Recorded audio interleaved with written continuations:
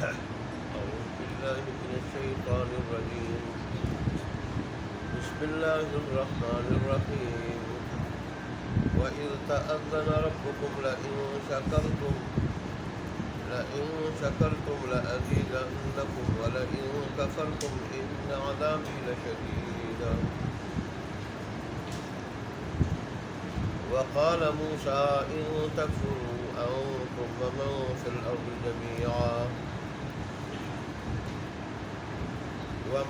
في الأرض جميعا فإن الله لغني حميد. ألم يأتكم نبأ الذين من قبلكم قوم نوح وعاد وثمود والذين من بعدهم لا يعلمهم إلا الله جاءتهم رسلهم بالبينات فردوا أيديهم في أفواههم وقالوا إنا كفرنا بما أرسلتم به وإنا لفي شك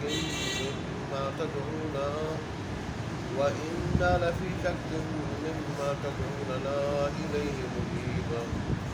صدق الله مولانا العظيم وصدق رسوله النبي الأمي الكريم ونحن على ذلك لمن الشاهدين والشاكرين والحمد لله رب العالمين.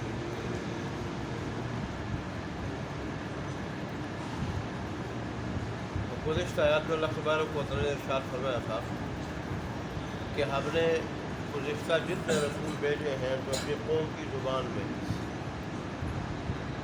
کیوں؟ لیبین لہم، تاکہ اللہ تبارک و تعالیٰ ان کو صحیح بتا سکے اور اللہ کے احکام اور شریعتیں صحیح بیان کر سکے۔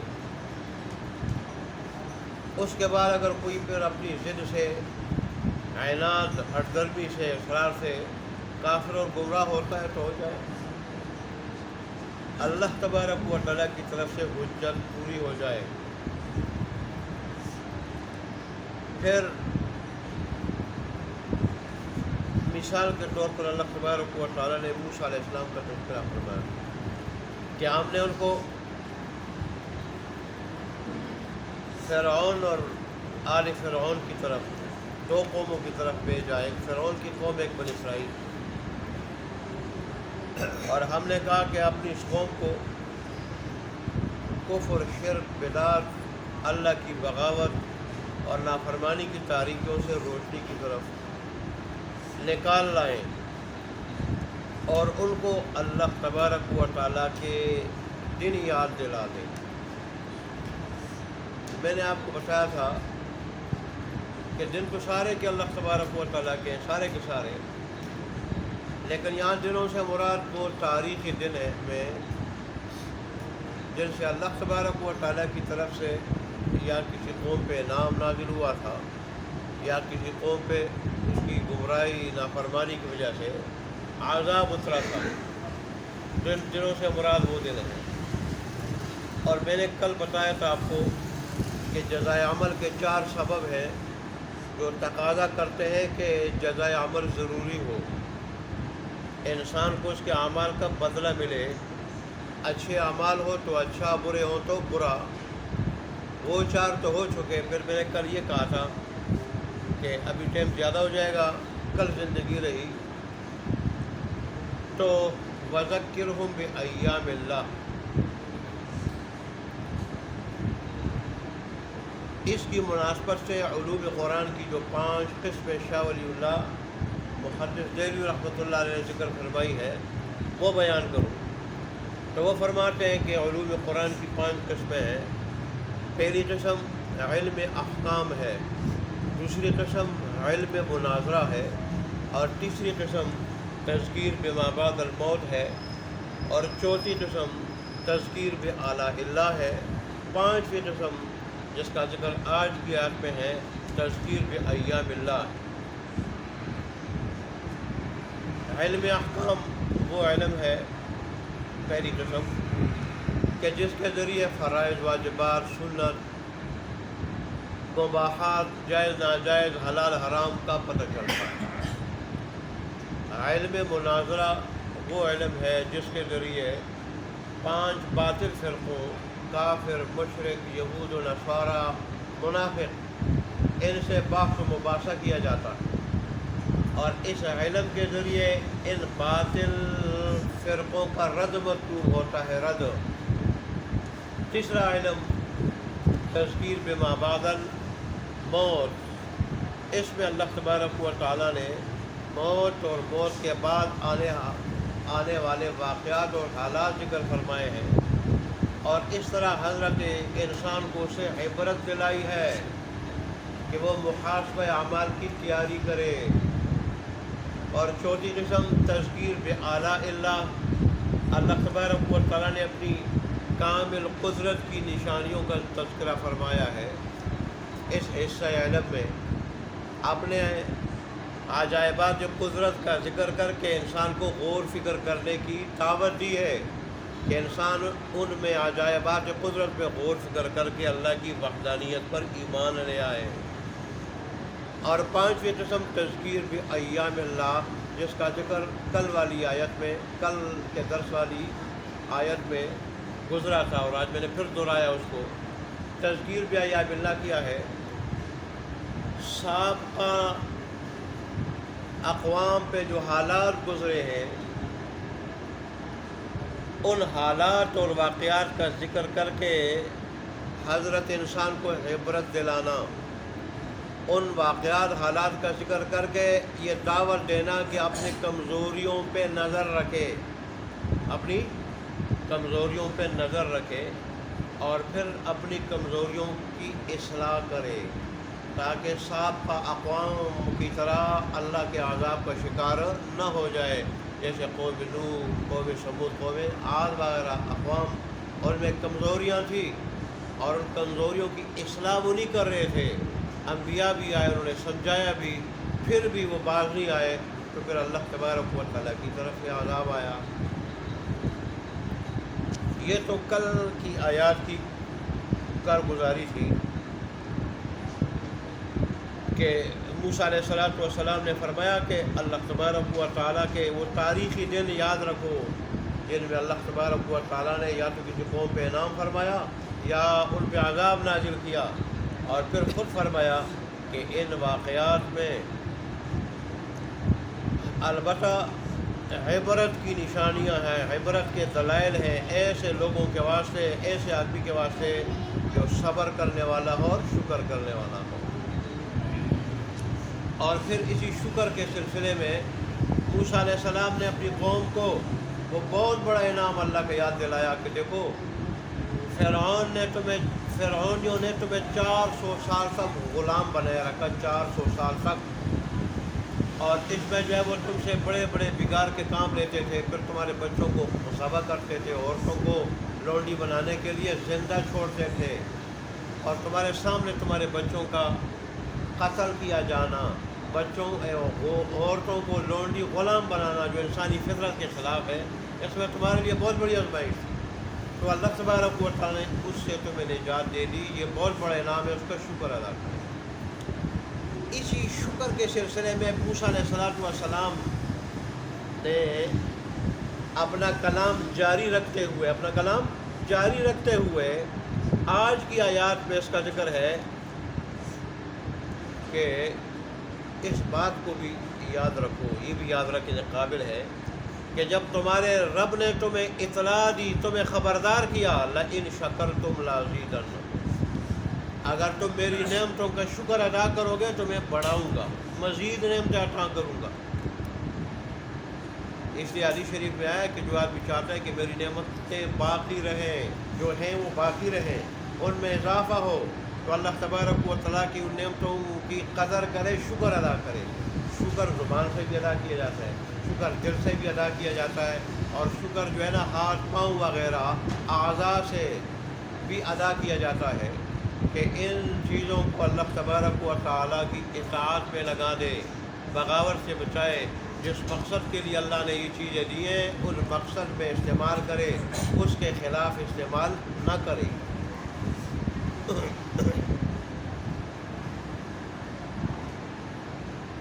ہے اللہ.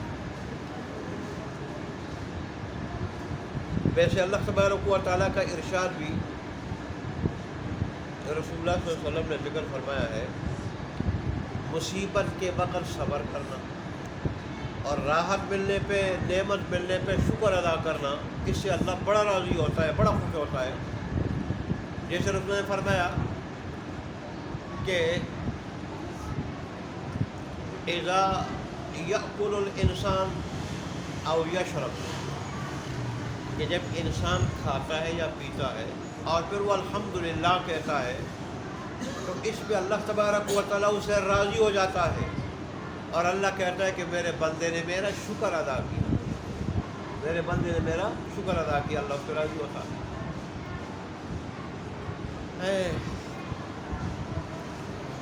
اس لیے رسول اللہ صلی اللہ علیہ وسلم نے یہ دعا سکھائی کہ یہ دعا مانگا کرو، الحمدللہ علی کل حال، الحمدللہ علی کل حال، وَأَعُوذُ بِاللَّهِ مِنْ حَالِ أَهْلِ النَّارِ. اللہ تبارک و تعالیٰ ہر حالت میں تیرا شکر ہے، اور میں دوزخیوں جہنمیوں کی حالت سے پناہ مانگتا ہوں، میں تیری پناہ مانگتا ہوں دوزخیوں کی حالت سے، کہ میں بھی دوزخی بن جاؤں، اسے میں پناہ چاہتا ہوں. کہ رسول اللہ صلی اللہ علیہ وآلہ وسلم نے یہ بھی ارشاد فرمایا کہ حضرت انسان کے اوپر اللہ کی بہت بڑی نعمتیں ہیں، بے شمار نعمتیں، لیکن ان میں سب سے بڑی نعمت یہ ہے کہ اللہ تبارک و تعالیٰ اس کو فرمن بردار اولاد نصیب کرے. یہ بہت بڑی نعمت ہے. جن کی اولاد نافرمان ہے ان سے پوچھیں، ان کے لیے وہ وبال بن چکی ہے. وہ سب سے بڑی نعمت اولاد کا فرمن بردار ہونا. اور ایسے ہی رسول اللہ صلی اللہ علیہ وسلم نے یہ بھی ارشاد فرمایا تھا کہ ایمان کے بعد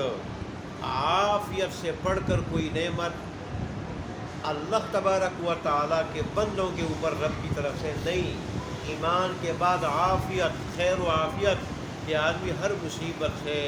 ہر پریشانی سے، ہر بیماری سے محفوظ ہو. یہ تو ان لوگوں سے پوچھ لے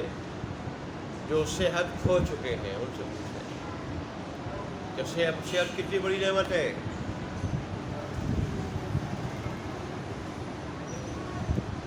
یہی وجہ ہے اللہ تبارک و تعالیٰ کے حدیث نے ارشاد فرمایا کہ اللہ فرماتے ہیں حدیث قدسی، میں جس انسان کی عزت والی دو آنکھیں لے لوں، عزت والی، اور وہ اس پہ صبر کرے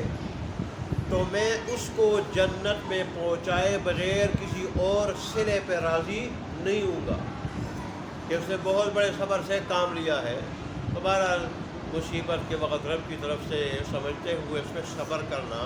شکوے شکایت باولا جزا فضا نہ کرنا، اور نعمت ملنے پہ اللہ تبارک و تعالیٰ کا شکر ادا کرنا، یہ بہت بڑا انعام ہے، بہت بڑا انعام. بعض اوقات دنیا میں بھی اس کا سر نقد مل جاتا ہے. ایک مرتبہ ایک آدمی آیا رسول اللہ صلی اللہ علیہ وسلم کے پاس، تو اس نے کہا کہ مجھے کچھ دے دو. سوال کیا. رسول اللہ صلی اللہ علیہ وسلم کے پاس ایک کھجور تھی اس وقت، اتفاق سے آپ نے وہ کھجور دی تو اس آدمی نے لینے سے انکار کر دیا. اس نے کہا میرا اسے جو ہے نا میری ضرورت اس سے پوری نہیں ہوگی، میں نہیں لیتا. اتنے میں دوسرا آدمی آیا تو رسول اللہ صلی اللہ علیہ وسلم سے سوال کیا، انہوں نے وہ کھجور دے دی. تو اس نے الحمدللہ کہہ کر وہ کھجور لے لی، الحمدللہ کہہ کر کھجور لے لی، اللہ کا شکر ادا کر کے کھجور لے لی. تو اس پر رسول اللہ صلی اللہ علیہ وسلم بڑے خوش ہوئے، بڑے راضی ہوئے کہ یہ ہے اللہ تبارک و تعالیٰ کا شاکر بندہ، اس نے اللہ کی طرف سے ملنے والی نعمت کو ٹکرائی نہیں. اور اللہ کہتا ہے جو میری نعمتوں کا شکر ادا کرے گا میں مزید دوں گا، اور جو ناشکری ناقص کرے گا میں وہ نعمتیں جو اس کے پاس ہے وہ بھی چھین لوں گا. پھر رسول اللہ صلی اللہ علیہ وسلم نے پیغام بھیجا حضرت ام سلمہ رضی اللہ تعالیٰ عنہ کی طرف کہ آپ کے پاس جو میرے درائم ہیں، اب میرے ذہن میں نہیں ہے، حدیث میں پڑھا تھا کہ 30 تھے، 40 تھے یا 20 تھے، وہ درائم جو ہے وہ مجھے دے دو. چنانچہ وہ درائم لے کے اس آدمی کو دے دی. اب ایک کھجور پہ راضی ہوا، اللہ بھی راضی، اس کی نعمت کی قدر کی اس نے،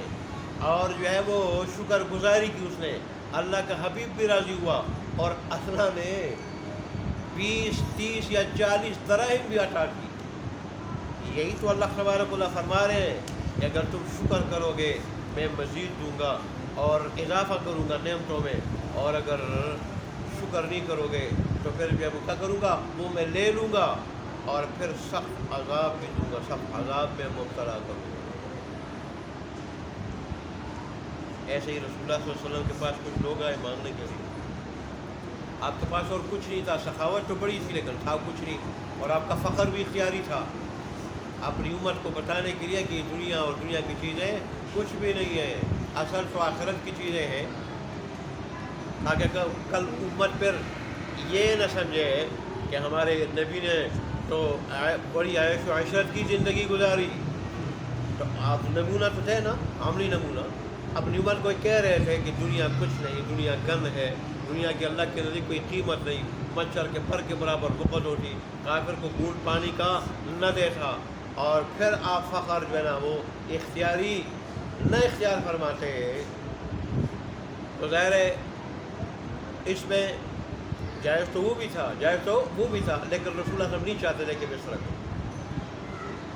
تو بہرحال تاکہ امت کے لیے میرا یہ عملی نمونہ بھی آئے سامنے کہ دیکھیں سب کچھ ملنے کے باوجود آپ نے ٹھکرا دیا تھا اور فقر اختیاری اختیار فرمایا تھا،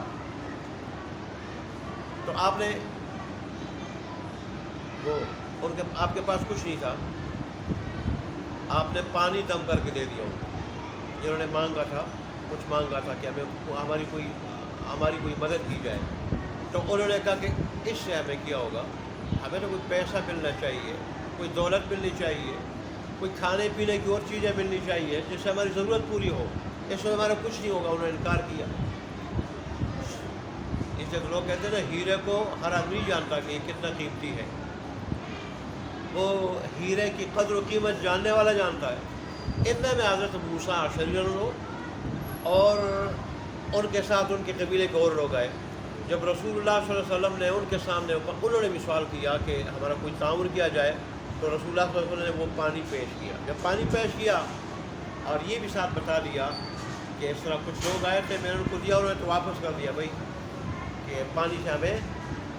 ہماری ضرورت پوری نہیں ہوگی، ہمیں کیا ملے گا اس سے ہماری ضرورت پوری نہیں ہوگی، انہوں نے واپس کیا، اور انہوں نے بسر شکریہ وصول کیا، بسر کہ اللہ کے حبیب کے دست مبارک کا دیا ہوا پانی ہے، اس سے بڑھ کر اللہ تبارک و تعالیٰ کی اور کیا نعمت اور مبارک چیز ہو سکتی ہے۔ چنانچہ انہوں نے وہ پانی لیا اور پھر رسول اللہ نے ان کو خیر و برکت کی خوشخبری بھی سنائی۔ پھر ام سلمہ رضی اللہ تعالیٰ خیمہ میں پیچھے تھی، تو انہوں نے پھر آواز دی کہ کچھ پانی، اس پانی میں سے کچھ پانی مجھے بھی دیا جائے، کچھ پانی مجھے بھی دیا جائے۔ بہرحال اللہ تبارک و تعالیٰ کی نعمتوں کا شکر ادا کرنا اور ان کو اس مقصد میں استعمال کرنا جس مقصد کے لیے اللہ نے وہ نعمتیں دی ہیں، اس کے خلاف نہ استعمال کرنا، زبان سے الحمدللہ کہنا، دل سے اللہ کا شکر ادا کرنا کہ اللہ کی محبت کو، عظمت کو دل میں جگہ دینا، اور اللہ کی وحدانیت کو، اللہ کے دین کو اور دیندار لوگوں کو، اور اس طرح اعضاء سے بھی اللہ کا شکر ادا کرنا کہ ان اعضاء کو بھی اللہ کی اطاعت میں لانا۔ تو یہ اپنی جگہ اللہ کی بہت بڑی نعمت ہے، اسے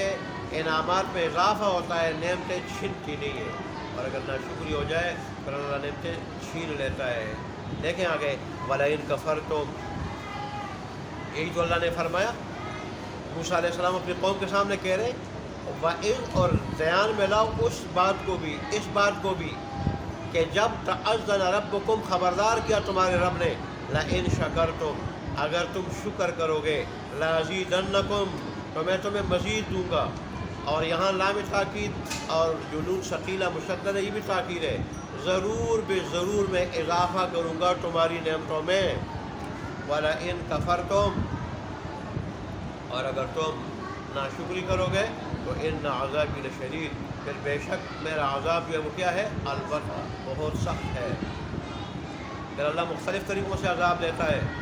کبھی اللہ بیوی کو نافرمان بنا دیتا ہے، کبھی اللہ اولاد کو، کبھی اوپر سے حکمران جو ہے وہ ظالم آ جاتا ہے، ظالم قسم کا، اور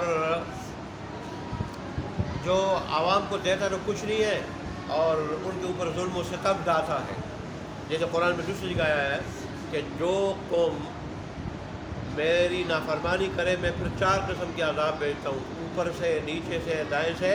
بائیں سے۔ تو اس کی تفصیل علماء نے یہی ایسی بیان کی، اوپر سے تو اللہ تبارک و تعالیٰ پاتھروں کی بارش بھی برسا سکتا ہے، اللہ تبارک و تعالیٰ اولے برسا سکتا ہے، اوپر سے چیخ فرشتے کی چیخ بھی آ سکتی ہے، آسمانی بجلی بھی گر سکتی ہے، ایسے اوپر سے ظالم حکمران بھی مسلط ہو سکتا ہے، اور نیچے سے اولاد نافرمان ہو جاتی ہے، بیوی نافرمان ہو جاتی ہے، نوکر چاکر نافرمان غیر مخلص اور چور بن جاتے ہیں نوکر چاکر،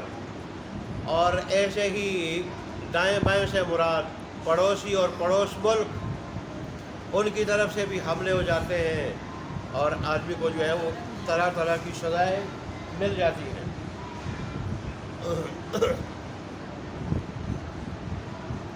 وقال موسیٰ، اور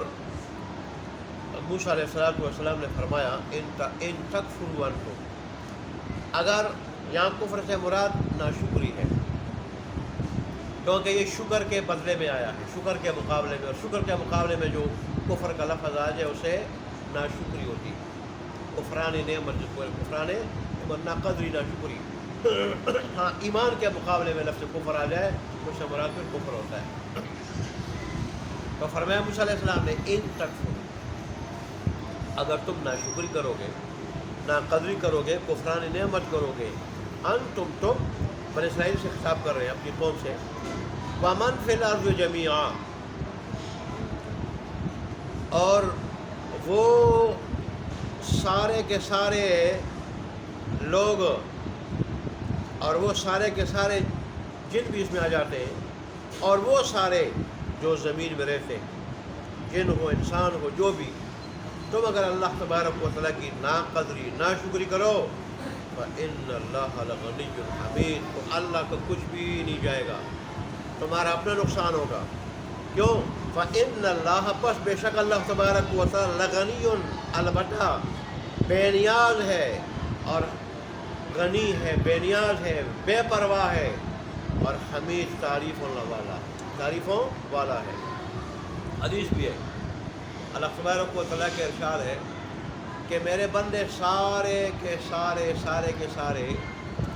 ایک متقی دل کی طرح نیک بن جائیں، ایک متقی دل کی طرح کیا بن جائے؟ نیک بن جائے، میرے فرمان بردار بن جائے، شکر گزار بن جائے،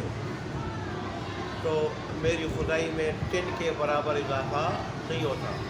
اور اگر سارے کے سارے ایک فاسق فاجر آدمی کے دل کی طرح بن جائے تو بھی میری خدائی میں ایک 10 کے برابر جو ہے کوئی کمی نہیں ہو سکتی۔ اور جیسے دوسرے حدیث میں آیا ہے، رسول اللہ نے فرمایا کہ اگر سارے کے سارے انسان اور جنات، روئے زمین پر جتنی چیزیں ساری کی ساری اللہ تبارک و تعالیٰ کی فرمان بردار بن کے، اللہ تبارک و تعالیٰ ان میں، اللہ تبارک ان سب کو جنت میں ڈالے تو بھی اللہ کی کوئی پرواہ نہیں، اور اگر سب ناپاغی بن کے اللہ ان کو جہنم میں ڈالے تو بھی اللہ کی کوئی پرواہ نہیں، یعنی اللہ کی خدائی میں نہ اضافہ ہوتا ہے اور نہ نقصان ہوتا ہے۔ انسان کا اپنا فائدہ اطاعت میں، اپنا نقصان بغاوت میں، اللہ تبارک اللہ ہمیں مکمل فرمان بردار بنا دے۔ أَلَمْ يَأْتِكُمْ نَبَأُ الَّذِينَ مِن قَبْلِكُمْ، یہ وہ تذکیر بِأَيَّامِ اللہ ہے جس کا حوالہ کل دیا تھا میں نے، وَذَكِّرْهُمْ بِأَيَّامِ اللہ، اور ابھی مانے علوم قرآن کی جو 5 قسم شاہ ولی اللہ محدث دہلوی رحمۃ اللہ علیہ کے حوالے سے بتائی، ان میں سے 5ویں قسم ہے۔ أَلَمْ يَأْتِكُمْ، کیا نہیں آئی تمہارے پاس، نَبَأُ الَّذِينَ، خبر ان لوگوں کی کہ من قبلکم جو تم سے پہلے گزرے ہیں، قوم نوح وعاد وثمود، یعنی قوم نوح، عاد اور ثمود کی، والذین من بعدہم، اور ان کے بعد بھی بہت ساری قومیں، لا یعلمہم الا اللہ، اللہ تبارک و تعالیٰ کے سوا انہیں کوئی نہیں جانتا، یعنی ایسی بھی بہت ساری قومیں آئی ہیں کہ اللہ تبارک و تعالیٰ کے سوا انہیں کوئی نہیں جانتا۔ یہاں پر تفسیر دروس القرآن نے لکھا ہے کہ یہ جو بعض لوگ اپنا سلسلہ آدم علیہ السلام تک بیان کرتے ہیں، یہ صحیح نہیں ہے۔ رسول اللہ صلی اللہ علیہ وسلم خود جو ہے نا اپنا سلسلہ نسب جب بیان فرماتے عدنان سے آگے نہیں جاتے تھے، عدنان سے آگے نہیں جاتے تھے۔ اور حضرت عبداللہ بن عباس رضی اللہ تعالیٰ عنہ کا بھی ارشاد ہے، وہ فرماتے ہیں کہ جو اپنا سلسلہ آدم علیہ السلام تک بیان کرنے والے لوگ ہیں، یہ ایسے نصاب لوگ ہی جھوٹے ہیں۔ نصاب لوگ کیا ہے؟ جھوٹے ہیں۔ پھر وہ خود فرماتے ہیں کہ عدنان سے لے کے ابراہیم علیہ السلام تک تقریباً 30 پشتیں، 3 قرن یا 3 نسلیں گزر چکی ہیں کہ جن کے بارے میں اللہ کہتا ہے کہ میرے سوا کوئی اور نہیں جانتا۔ تو پھر ظاہر ہے پھر آدم علیہ السلام تک اس کے ساتھ بالکل تواصل کے ساتھ سلسلہ نسب بیان کرنا یہ صحیح نہیں اور قابل اعتماد نہیں ہے۔ اچھا جی، یہاں بھی اللہ فرما رہے ہیں ان کے بعد بھی بہت ساری قومیں ایسی گزری لا یعلمہم الا اللہ، کہ ان کو نہیں جانتا اللہ کے سوا کوئی بھی۔ جاءتہم رسلہم بالبینات، آئے ان کے پاس ان کے رسول واضح دلائل لے کر، معجزات، اور اس کے علاوہ اللہ کے احکام وغیرہ۔ فردوا ایدیہم فی افواہہم، تو انہوں نے لوٹائے، ویسے تو اس میں کافی تفصیل میں مختصر کر رہا ہوں، انہوں نے لوٹائے اپنے ہاتھ ان قوموں نے، قوم کے لوگوں نے، فی افواہہم، ان کے نبیوں، اپنے نبیوں کے منہوں میں، بس انہوں نے لوٹائے اپنے ہاتھ اپنے نبیوں کے منہوں میں۔ کیا مطلب؟ اپنے ہاتھ ان کے منہ میں داخل کیے یا منہ پہ ہاتھ رکھو کہ بس چپ کرو، تمہاری جو تبلیغ کی ہمیں ضرورت نہیں، تمہاری تبلیغ کی ضرورت نہیں، نہ تمہاری نبوت کو مانتے، رسالت کو مانتے، یا تم جس چیز کی دعوت دیتے ہو اس کو بھی مانتے نہیں ہے، چپ کرو۔